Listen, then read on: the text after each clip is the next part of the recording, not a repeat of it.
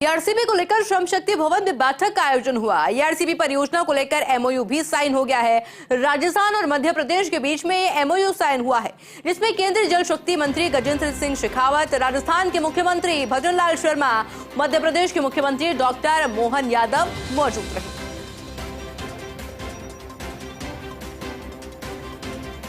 और क्योंकि देखिए लगातार तस्वीरें भी फौज ने आपको दिखा रहा था, जिससे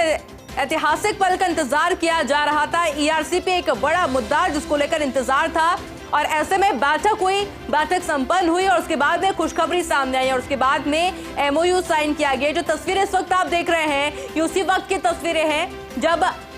गजेंद्र सिंह शेखावत की मौजूदगी थी, राजस्थान के मुख्यमंत्री यानी कि भजनलाल शर्मा की मौजूदगी और साथ ही साथ मध्य प्रदेश के मुख्यमंत्री मोहन यादव की मौजूदगी और उसके बाद एमओयू साइन कर लिया गया है। केंद्रीय जल शक्ति मंत्री गजेंद्र सिंह शेखावत हमारे साथ हैं। सर, ईआरसीबी का तोहफा आपकी मार्फत राजस्थान को मिला है। नहीं है, जो अटल जी के नदी जोड़ने परियोजना का हिस्सा एक राजस्थान मध्य प्रदेश के बीच में पार्वती काली सिंध चंबल परियोजना नदियों को जोड़ने का था, उसे और ईआरसीबी दोनों को लिंक करके एक नया नदी जोड़ने का प्रकल्प जो है ये चिन्हित किया गया था। उसकी पीएफआर बनी थी, उसको सुप्रीम कोर्ट द्वारा बनाई गई जो है इंटरलिंकेज ऑफ रिवर्स की कमेटी ने उसको पर्सपेक्टिव प्लान में रखा, उसको आईएलआर कमेटी ने जो है प्रायोरिटी लिंक के रूप में आइडेंटिफाई किया और आज दोनों राज्यों ने इस पर जो है डिटेल्ड प्रोजेक्ट रिपोर्ट वर्कआउट करने के लिए एमओयू हस्ताक्षरित किया है। मुझे पूरा भरोसा है कि शीघ्र ही हम इसको पूरा करके इसको केन और बेतवा नदियों को जोड़ने का प्रकल्प जिस तरह से बनाए, उस परियोजना के आधार पर उसी तर्ज पर दोनों राज्यों के 26 जिलों के लगभग 14 लाख एकड़ सिंचाई और करोड़ों लोगों के पेयजल के समस्या के स्थायी समाधान के लिए हम इस उपहार को दे पाएंगे। बिल्कुल, देखिए राजस्थान में जिस तरीके से भूजल की स्थिति खराब है और पूरा राजस्थान डार्क जोन में है और ये 13 जिले लंबे समय से करीब 20 साल से इनको आस थी कि ईआरसीबी जैसा प्रोजेक्ट आएगा और पानी मिलेगा, लेकिन पिछली सरकार इस पर राजनीति करती रही। देखिए दुर्भाग्यपूर्ण था, मैंने अनेक बार कहा था कि राजस्थान की सरकार उस समय की सरकार